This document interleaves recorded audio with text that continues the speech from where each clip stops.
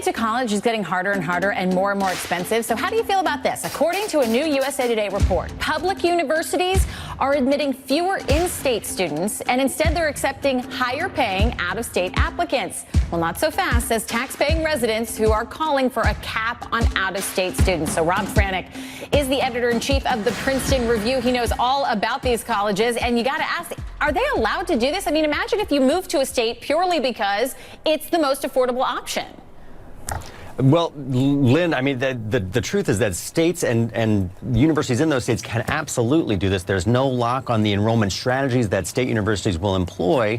And the truth is that it's happening for specific reasons. You know, we saw our highest, graduating high school seniors 2011, with been decreasing since then. So state schools as well as private schools have been changing that enrollment strategy to attract the highest paying students, those out-of-state students for state schools specifically. It seems just so unfair. It's yet again the wealthiest cutting in line. I mean, do taxpayers have any rights? Could they vote to set a cap or anything?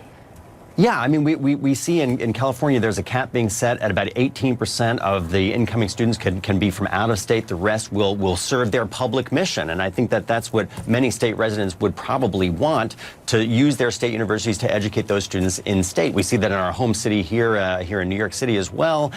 Those are things that we assume. But of course, state universities are dependent on state legislatures and the funding that comes from them. We saw big downturns, big cuts, 2005 to 2008 through the recession years.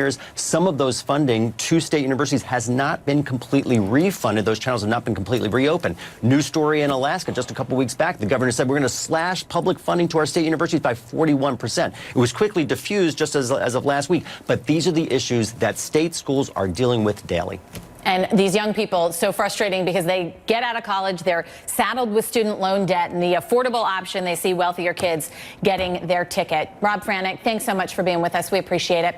We're back Good to be here, my after friend. this.